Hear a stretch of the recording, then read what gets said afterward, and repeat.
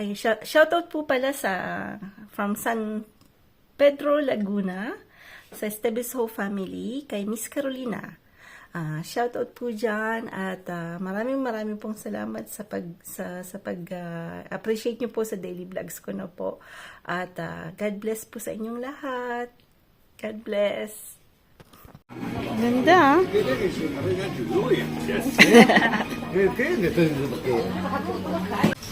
Mais j'aime bien, c'est bien, hein, c'est vrai, hein.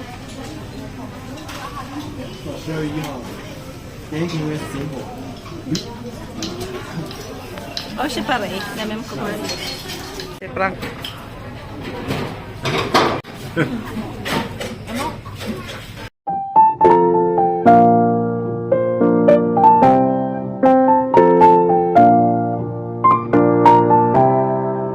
Good morning po. Sabi ni Frank, may ginawa daw akong kalokan pero wala. Ayan, personal thank you po ako sa lahat ng nag-appreciate ng vlog namin sa Pinas na po during vacation doon kila mama. Ayan, alam ko po kasing marami yung nanonood na mga tagahanga ni ka-farmer tsaka ni ka-farmer's wife na po.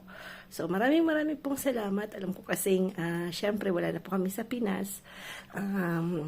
Mag-continue pa rin po ako dito sa France, but I know na it'll be a little dull na po. Kasi syempre, hindi naman ganon ano lang kami, 2 casting lang. Wala si Osh. Pero darating po si Osh ng June, no? End of June from China. Then, she will start ng pag-schooling dito sa France na po. Sa Montpellier po siya, yung university niya. So, that's end of June. Then, after, siguro, uwi kami ulit. Baka next year ulit. But the same period na po.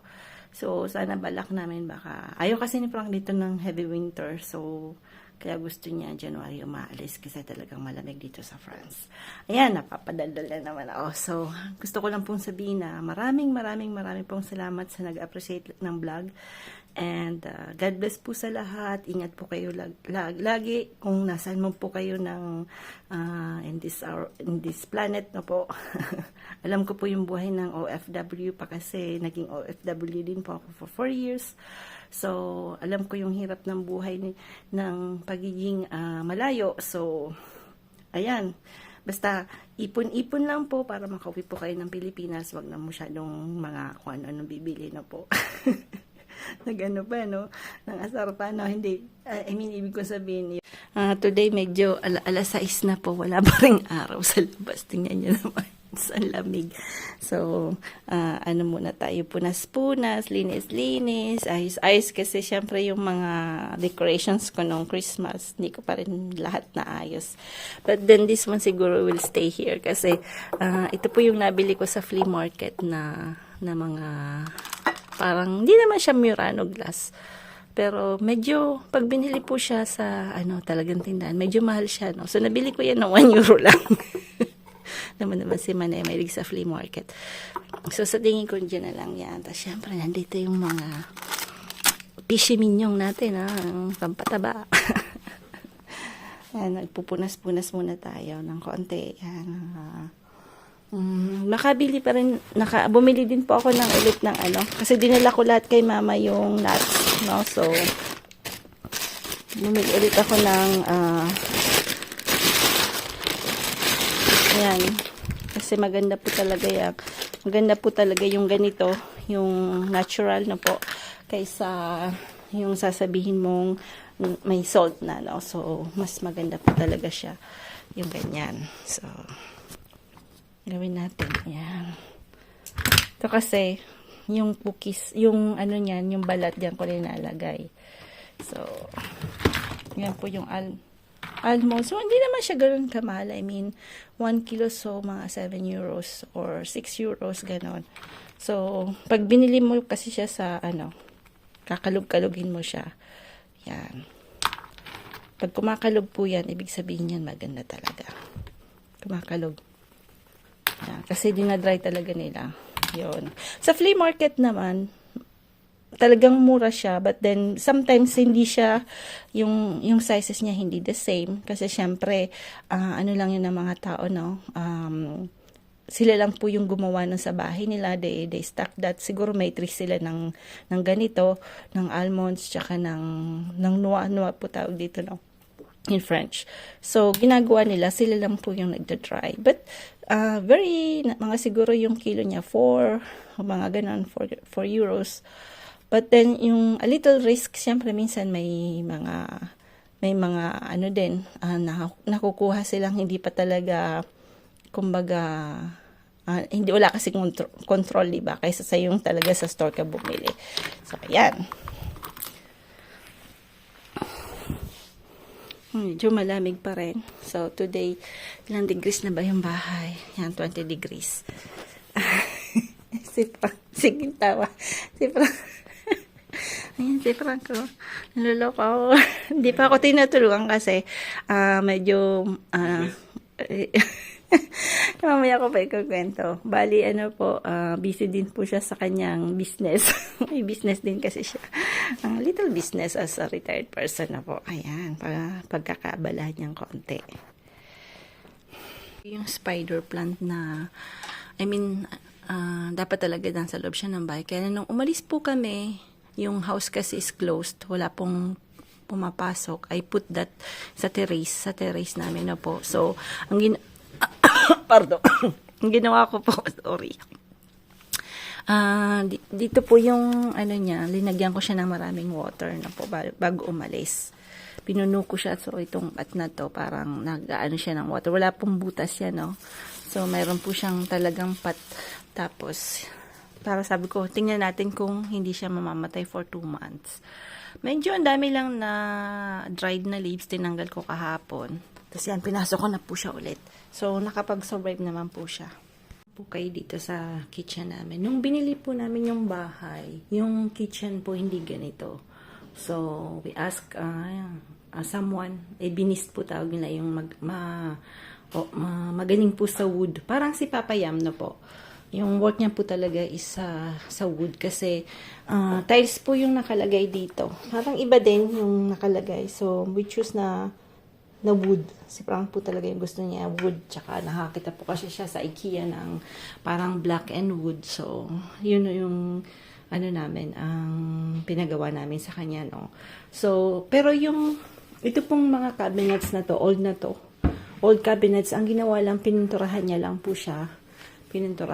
po kasi kung lahat po talaga tatanggalin is very expensive, lalo na po dito sa France. So, medyo, syempre, pag bumili ka po ng house, then after the renovations, medyo masakit sa bulsa, no po. So, ang ginawa namin, nag-isip po kami, hindi kami masyadong magagastos, and eventually, magbago din yung itsura nung kusina. So, ito binago din namin. So, we buy this one. Yung, syempre, pag nagluto ka ng daing, para hindi masyadong mabantot. Joke. Tapos ito, binago rin namin to. So, I choose, 6 burner po yan. Yan, titingnan na. Linisin ko po, papakita ko kung paano ko linisin. Bali, gusto ko po kasi medyo malawak yung burner ko na po. Kasi syempre, pag nagluluto, gusto ko po yung maraming burner. So, 6 po yan. 1, 2, 3, 4. 5 lang pala. 5 lang po pala. 5 burner lang pala. So, ayan. Ano mo lang sipnay. And, yan. Ang pangit lang po sa wood, dapat hindi po siya nababasa. Kasi kahit na trinit po siya sa water, lalo na banda dito na po, dapat hindi po siya kaya lagi po akong may basahan na pong nag-a-absorb ng water. So, tingnan mo, nag-ano pa rin siya kahit na So, lalagyan siya ulit.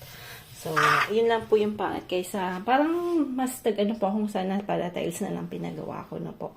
But anyway, nandiyan na yan. So, we have to deal with it na po. So, tapos ito pinalitan din namin kasi very old na yung dati. So, ang chinus ko lang, isang malaking ganito. Kaya, yung mga kalderong ang lalaki, kasya po siya. The only thing, nung una nanibago po ako kasi dati dalawa yan. So, pag nagugas ka, ilalagay mo sa kabila. So, nakakapanibago, pero ngayon nakapag-adjust na rin po ako. So, ayan. Linisin natin ang ating kusina dahil tingnan niyo po. Medyo, syempre si Sam nagluluto din po siya. Syempre, ganyan talaga. May white vinegar, may sodium, baking soda. Yan lang po yung hinahalo ko, yung baking soda. Lagi po akong may baking soda. Pero yung baking soda ang ginagamit yung sa pang ano po, no. Dito kasi sa France, dalawang klase yan, no. May isang parang, pwede sa food, may isang talagang panglinis lang. Tapos vinegar. Yan. Yan lang po. Hindi po ako gumagamit ng Clorox sa paglilinis. Usually, I use yung alcohol, tsaka vinegar. Tsaka yung baking soda na po. Tapos lalagyan ko lang yan ng konting sabon. Yan na po yung pangpupunas natin. Tapos, pagka ganito naman, pag masyadong mamantika na po, huwag nyo muna po siyang wait. Huwag nyo po na muna siyang ititissue muna po siya, no? So, pero pag wala pong tissue, pwede namang, basahan na muna. Na hindi basa na po. O kaya dyaryo. Pwede rin. Pipiin nyo lang yung dyaryo. Kasi, mas nakukuha niya po yung, sabi ito, yung mga mantika. Kasi pag ginamit nyo po agad yung, yung basa. Hindi mo yan makukuha. So, at least konti lang. Yan. Kuha mo agad yung mga dumi-dumi niya. Since na hindi pa po tayo pwedeng lumabas dahil medyo malamig. Yan. Kung mga gagawin natin today. Mga kitchen na dati hindi ko rin alam. Dati ginagamit ko yung sponge, no? Pero mas mabilis po pa talaga ganito. Lalo na po kung nasa ibang bansa ka, we always use yung ganito, yung kitchen, tissue. Paper tissue. Paper na sa pang kitchen. So, pala tawag dito sa France. Ayan.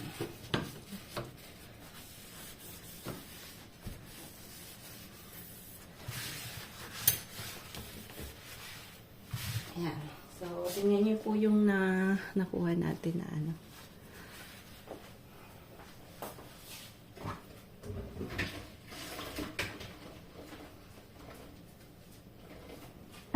Tapos ito na gagamitan natin. Maganda po ng vinegar kasi mabango. Mabango po siya pagka pang magandang panglinis kasi nawawala yung parang langsa. Yan. Yung oily smell. Tapos with the baking soda, ang bilis pong matanggal yung mga nag-stick na mantika na po. Yung dalawang yan, very good together. Pwede rin pag masyadong heavy na po talaga. Pwede nyo lagyan ng rocky salt na po. Patunawin nyo muna yung salt. Maganda rin pong panlinis yung salt. Mabilis lang tingnan niya po. Kaysa yung ganito ang gagamitin nyo basa. Mas nag-absorb po. Bibili po kayo ng ganito. Tapos yan, pupunasan nyo na lang po na yan.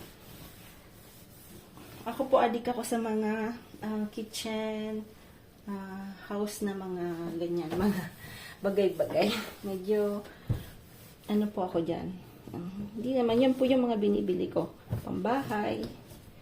Mas mahilig po ako sa mga old things na, dito po sa France, maabiding mga ganito, yung old na tursyong, ang tawag nila, no? So, I usually find that sa pag nag-flea market ako po, no, ukay-ukay ang tawag sa atin. Tapos yard sale naman yung tawag sa Amerika, no po, flea market, ganon. Marami po niyan sa France. So, I usually, pag maganda po panahon, tingnan niyo po. Yan. Pupunta tayo sa flea market. Ayan. Di ba? Di ang bilis pong malinis. Pating taas na yan. Ganun din. Yung ano po, vinegar tsaka sodium bicarbonate, pupunasan natin yan para lahat po na mga mantika mawawala po yan. Pati yung mga doorknobs yan, mga doors na yan, lilinisin ko rin po yan. Ayan, sana po may natutunan po kayong konti. Wala po ako masyadong, yan lang po yung everyday. Sabi ko nga, yung vlogs ko is everyday. Wala po tayong, kumbaga, kung ano po yung ginagawa ko everyday, papakita ko lang po sa inyo na sa tingin ko, may ibang bagay naman pong mapupulot na pwedeng nating gayahin na po. Pero pag ayaw nyo po, okay lang yun.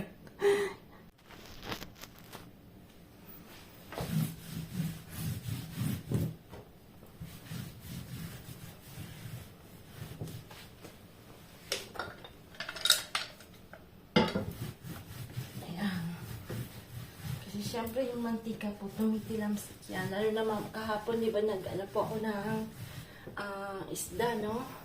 So, pagka minix mo po yan, habang na ulit yung kusina nyo. Lalo na po yung pag nagdaing kayo, ano po kayo ng, siyempre tayo mga Pinay, mahilig po tayo sa ano po, no? Sa fried fish. So, ayan. Dito rin, natitilamsikan kasi siya pag nagpiprito. So, ayan. Mabilis ang ano lang yan. Nga nakapajama pa po ako. Nakapajama pa si Nanay Tini na. Kasi malamig pa po. Ay, ako naman kasi pag umaga, nga lang ngayon, talas-tas pa ako nagigising.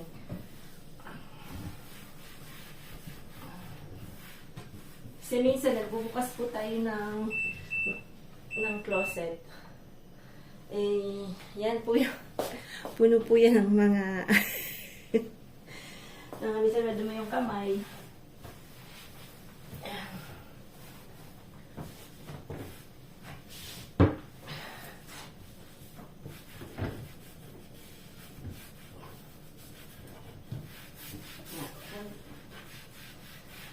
May mga traces kasi yan minsan pagka nagluluto ka na maano. Lagi din nilinisan. Yung black, dumihin po yung black. Gusto ko sana green. Yung pagka-green niyang medyo ganito. A little lighter siguro. Next time. In 10 years. Wag nakaipon ulit. Dati po, bumibili din po ako ng mga mamahaling, hindi naman mamahaling, mga 3 euros, 5 euros na panglinis na po. But this one, the 3 ingredients na nilagay natin, ako po, sabi ko sa inyo, kahit po sa ano po, pwede niyo pong gamitin yan sa lahat ng panglinis-linis. Kahit sa toilet, ayan, sanduba, sa bathtub, lahat po yan ang ginagamit ko lang. Hindi na po ako talaga lahat na bumibili ng maraming kung ano-ano. Kasi magaling po siya talaga. Pati yung mga microwave, ganun din po. Mabilis po talagang matanggal yung mga oil. Yan. Tapos, pwede mong punasan ulit na dry.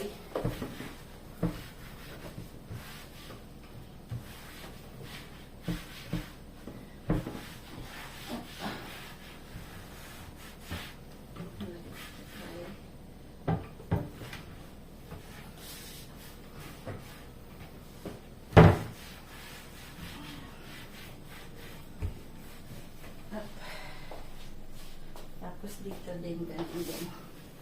Ay, yung ano po ito, dishwashing. Yan. Diba? Tapos dito naman, doon medyo madumi. Kasi syempre, pagka, ano po siya, madumi medyo. Po tayo sa stock room namin sa likod, no po. Yung katabi po to ng garden ko, no. So, nung binili namin yung bahay, di ba po, mayroon kaming swimming pool. So, nandito po nakastock yung mga, yung pump. Oh, andito pa. Atong wait Kasi, nung dumating po kami, nakita ko po ang daming malalaking tae. So, I was thinking mayroong rat. Doon nakapasok na po. So, I'm trying to get rid of it. So, ayoko naman siyang sabi ni Frank, lagyan na lang na naman ng ganito. But then, the thing is, babaho siya na po. So, wala naman akong malaking atipil. So, naglagay po ako ng onions, ng mga, para umalis siya na po. Pero, naririnig ko, nandiyan pa din siya. So, I was thinking na umalis na. Pero, kasi cleanhouse ko kagabi. Anyway, nililinisan ko po kasi ayokong bantot din kasi pagka alam mo talagang may rat. So, dinisinfect ko. Kasi parang medyo masama pa rin yung pakiramdam. Ang dami pong dito, pwedeng sirain, no? So, dami niyang pwedeng sirain dito. So, ang daming mga cable. Nandito po kasi yung mga things namin sa garden.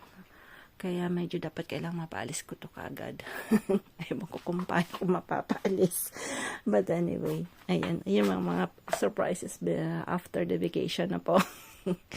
So, ayan po yung tae niya. Nalaki. Ang dami ko nang nawalis. Ayan. So, kinain niya yung mga grains ko dito. So, ayan. Ayun. Baka ninat-ngat niya tong hose ko. Pagka mahal-mahal pa naman ito. Diyos ko miyo. Ayan. Di ko nakita. Ayan. Ayan. Dito ko kasi siya linagay. So, we'll see. Kung nangat-ngat niya to. Kasi medyo mahal po tong hose na to eh. Ayan. Anyway. Dapat kasi lagi itong naka-close. Minsan nakakalimutan. Dati hindi namin kinakalimutan. Then after, bago umalis, laging nakakalimutan i-close. So, yan po ang nangyari. So, learn a lesson from that. Yan. Kinain niya. Kasi dito po, mayroong parang inilalagay. Pag may grass kayo. Yan. Para po gumanda ulit yung grass. Lalagay po yan. Yan po pala yung kinain niya. Anyway. Wala tayong magagawa. Kaya, for 2 months, nakasurvive siya dito. Kasi close po. Wala. Sabi ni Frank baka daw sa ceiling. Pero, maganda po yung pakagawa nito eh. Wala pong butas yung ceiling nito. Kaya, ayan. Pero kailangan sabihin niya.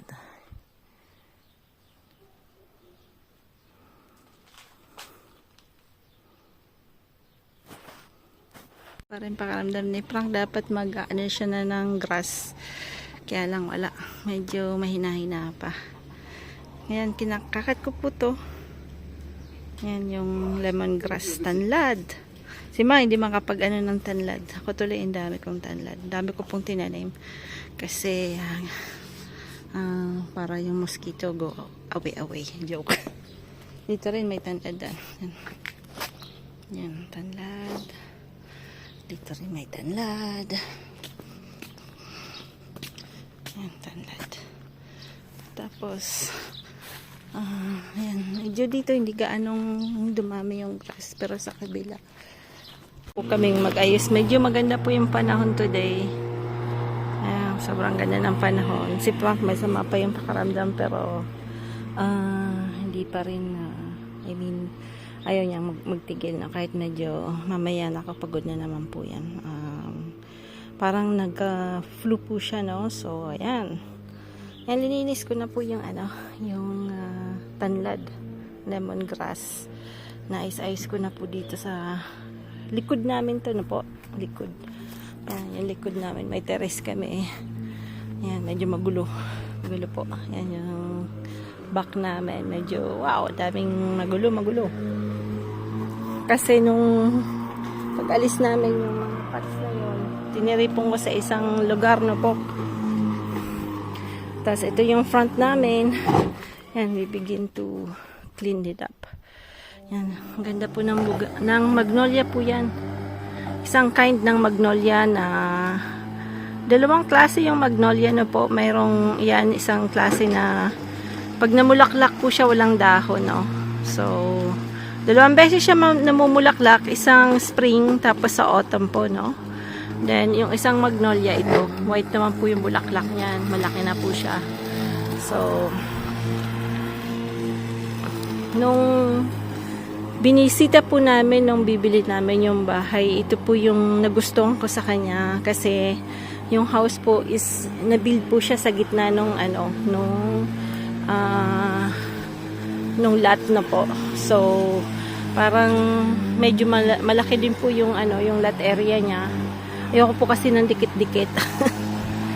Yun, sa all these years sa Quezon po kami. Military camp po kami nakatira ni Frank for almost 20 years po. Very secured pero madami pong Pumayat si Frank. Pumayat. Kasi ilang araw din pagdating namin di kumain masyado. So medyo hindi po kasi siya masyadong sanay talaga sa sa tawag nito, sa malamig. Hindi niya talaga. Ako hindi. Mas ko nga yung medyo malamig. Mas gusto ko yung hindi ako pinagpapawisan kasi pawisin po ako.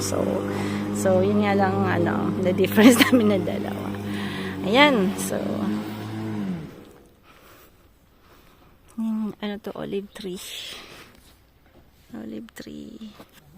Then ito tinanim ko lang to na buto. So we'll see. Na po kasi mahilig po ako sa lemon. Ayan. Tapos ito, ang problema lang sa tree na to, ang dami niyang ugat. Ha? Tu sais, au pied de laurier, mais à côté de George.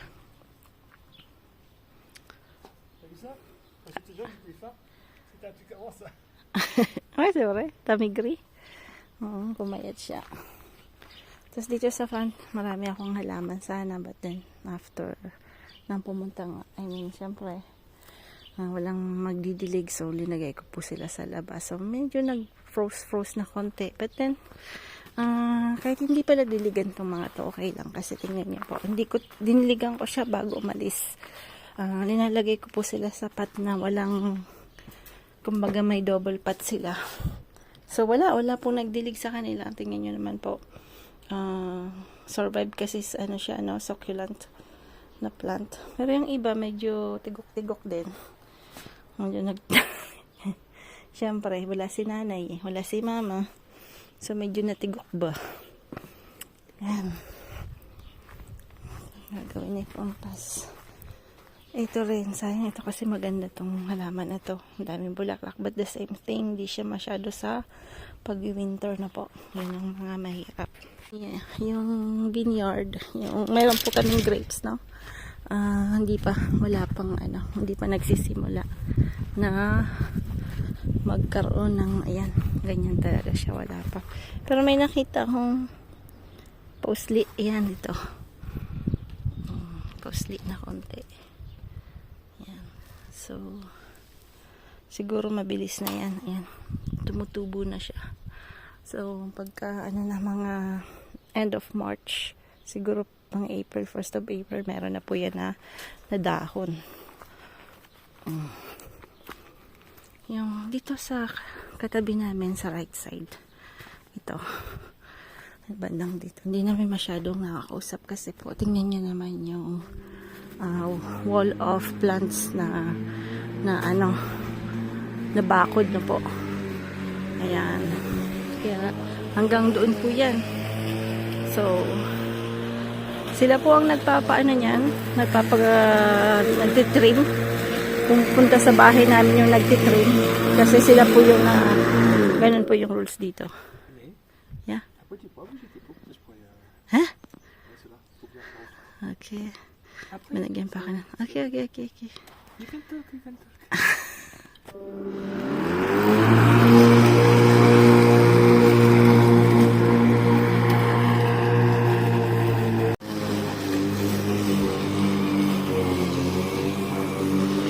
Dami pa rin gagawin. Ayusin na po. Yun ang pangit dito kasi pag nag-winter, marami din pong halaman na namamatay. Ay, gusto ko sanang maglagay ng kung ano-ano, kaya lang ang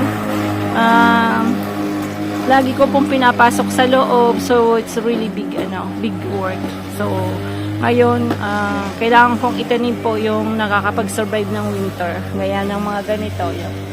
Hindi na ako masyado naghahalaman ng mga tropical plants na po kasi sayang po yung money. Sayang yung money, then every year you have to buy. So, you have to adapt po sa... Gusto yata nitong magdigmaan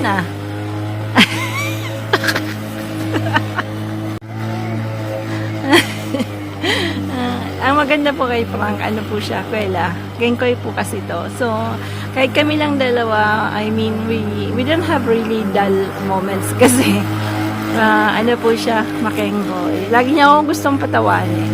Sa ko naman, mabilis po kasi ako matuwa. I mean, I'm a jolly person. Mababaw po yung ko, kaligayahan, pero mababaw din ang luha ko. Ayan. Wow! Imagine you don't cut everything. Papu? Tulis ang tupitit karikos, No. Regal. Papu yan, trick lang.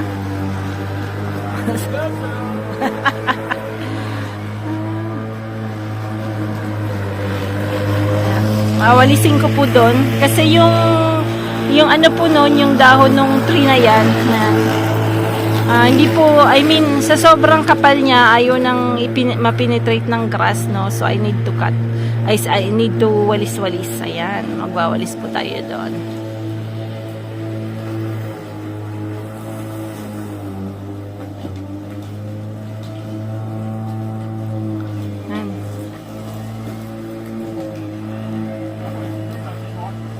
Ouais. Après, si jamais tu coupes, les gens ne voient.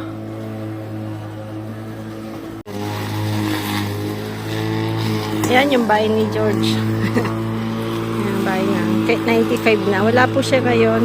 Nasa house of, po siya, parang home medical. Kasi hindi niya na po kaya mag-isa. Ha? Wah. Bon, après ça, je vais le faire avec la machette. Hein? Avec la machette, je vais le faire. Ouais, faut que tu remettes les morceaux de bois parce que... Ouais.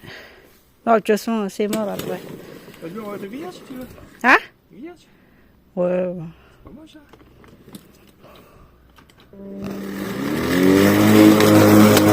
Ah oui, tu mets de grillage comme ça. Ah, c'est pas mal, hein? Hein? On a mis Ouais. ok là-bas. Marami pa rin kaming woods. Ayan po. Pero yung sa kabila, ubos na kasi sobrang lamig. Marami pa rin sa kabila. Yung sa kabila, marami pa rin naman.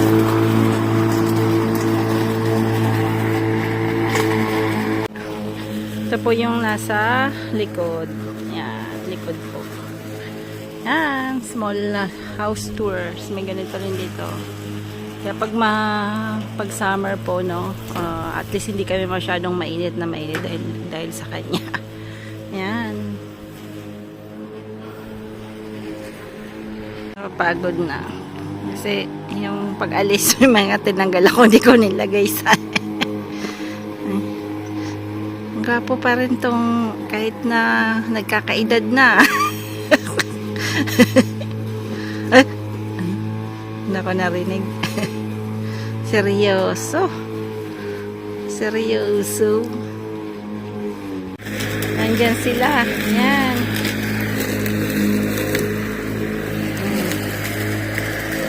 Lalaki na po. Yan, tingnan niyo po. Araw-araw po 3 itlog namin.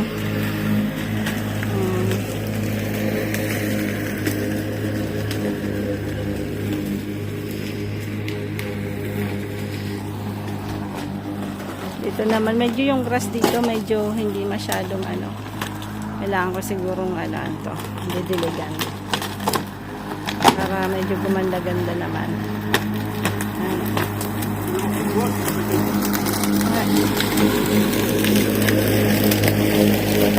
Dikit kayo. Ayan, sa pila. Okay na.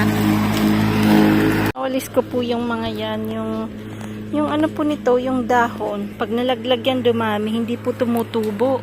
Parang, ano siya, karayom na po. Ayan. Yan po yung inaano ko, tinatanggal ko. Yes, diba dami kong dila ng walis? Kasi gamit na gamit ko po dito yung walis sa amin. Pag ano ng mga tae ng ano, ng manok. Ha? Iskiya, Frankie?